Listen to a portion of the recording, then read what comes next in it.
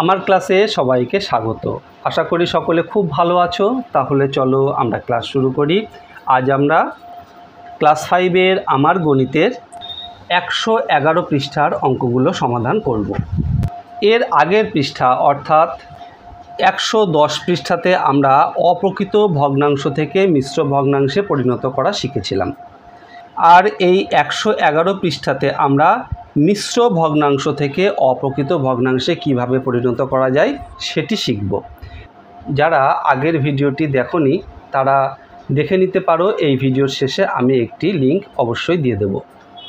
তো দেখো কিভাবে মিশ্র ভগ্নাংশ থেকে অপ্রকৃত ভগ্নাংশে আমরা নিয়ে যাব। এখানে কত আছে?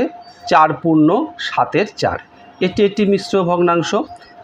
একে কিভাবে অপ্রকৃত ভগ্নাংশে নিয়ে যাওয়া হয়েছে খুব ভালোভাবে লক্ষ্য করো।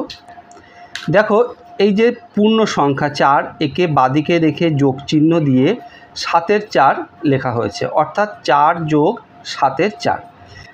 তো এই 7কে লসাগু করে আমরা যদি ভগ্নাংশ দুটিকে যোগ করি আমরা দেখো কত পাচ্ছি। 4 × 7 = 28, আর এখানে যোগ 4 কত পেলাম? 32, আর নিচে হর 7, তাহলে আমরা পেলাম 7/32। এটি হলো 4 পূর্ণ 7/4 এই মিশ্র ভগ্নাংশের অপ্রকৃত ভগ্নাংশ। তারপর দেখো আরেকটি ভগ্নাংশ আমাদেরকে দিয়েছে, এই শূন্যস্থানগুলো পূরণ করতে হবে। দেখো কি আছে? 2 পূর্ণ 7/4। একে আমরা কিভাবে মিশ্র ভগ্নাংশ থেকে অপ্রকৃত ভগ্নাংশে নিয়ে যাব। তো প্রথমেই একই রকমভাবে এখানে যেমন করা হয়েছে সেইভাবে লিখে নিই। 2 লিখলাম, এই যে পূর্ণ সংখ্যাটিকে এখানে লিখলাম, তারপরে যেটি আছে 7/4 এখানে লিখলাম। এবার এখানে কি করতে হবে? নিচে এই হরটি হলো লসাগু। লসাগু 7 হলে এখানে 2 × 7 এরকম হবে, আর লসাগু এখানে থাকলো। এবার 4/7 এইভাবে লিখলাম। তারপর দেখো এই দুটি লসাগুকে একসাথে এখানে লেখা হয়েছে 7, আর এখানে উপরে যা ছিল তাই লেখা হয়েছে। এইবার 2 × 7 কত? 14, আর এই 4 কত হলো? 14 আর 4 18, আর নিচে ছিল 7, তাহলে আমরা কত পেলাম? 7/18। তাহলে এটি হলো অপ্রকৃত ভগ্নাংশ এই মিশ্র ভগ্নাংশটির। তারপরে আবার একটি ওই রকম শূন্যস্থান দেওয়া হয়েছে। এই শূন্যস্থানটি আমরা করছি না, আমরা সরাসরি এই নিচের অংশে চলে আসছি। নিচে 3 দাগে দেখো মিশ্র ভগ্নাংশকে অপ্রকৃত ভগ্নাংশে পরিণত করি। এখানে 1 2 3 4 5 6 7 8 9টি অঙ্ক দেওয়া হয়েছে আমাদের করার জন্য। তো এখানে প্রত্যেকটি অঙ্ক করে দেওয়ার দরকার নেই। তোমরা উপর থেকে কয়েকটি অঙ্ক যদি খুব মনোযোগ দিয়ে দেখো তাহলে পরবর্তী অঙ্কগুলো তোমরা নিজেরাই করতে পারবে। তাই কয়েকটি অঙ্ক তোমাদেরকে করিয়ে দিই, তোমরা ভালোভাবে লক্ষ্য করো। ক দাগে কি আছে? 3 পূর্ণ 7/5। এখানে অঙ্কটিকে আমরা লিখে নিয়েছি। দেখো কিভাবে খুব দ্রুত আমরা এই মিশ্র ভগ্নাংশটিকে অপ্রকৃত ভগ্নাংশে নিয়ে যাই। সমান চিহ্ন দিলাম।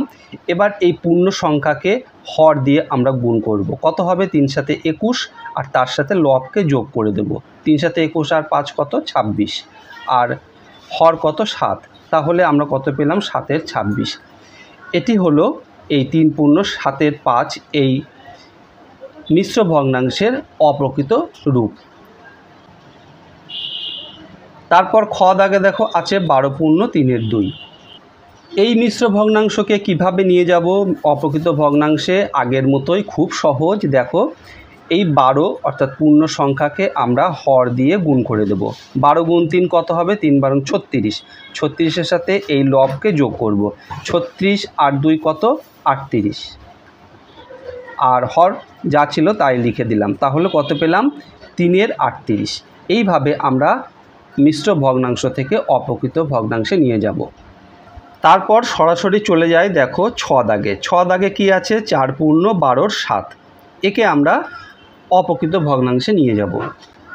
তো 4 পূর্ণ 12/7 একে অপ্রকৃত ভগ্নাংশে নিয়ে যেতে গেলে আগের অঙ্কগুলো যেভাবে করেছি ঠিক সেইভাবে খুব সহজেই আমরা নিয়ে যাব। এই পূর্ণ সংখ্যাকে 12 দিয়ে গুণ করব, অর্থাৎ হর দিয়ে গুণ করব। কত হবে? 4 × 12 = 48, তার সাথে লব যোগ করে দেব। 48 আর 7 কত হবে? 55, আর হর যা ছিল তাই লিখে দেব 12। তাহলে আমরা কত পেলাম? 12 55।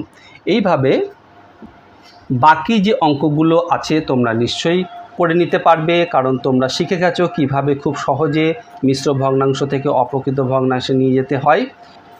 ভিডিওটি ভালো লাগলে অবশ্যই একটি লাইক করো আর তোমার বন্ধুদের মধ্যে শেয়ার করে দিও, তাহলে তোমার বন্ধুরাও কিন্তু শিখতে পারবে। আর এই রকম ভিডিও আবারও পেতে চাইলে চ্যানেলটি অবশ্যই সাবস্ক্রাইব করে রেখো। খুব ভালো থেকো, দেখা হবে আবার পরের ভিডিওতে। ধন্যবাদ।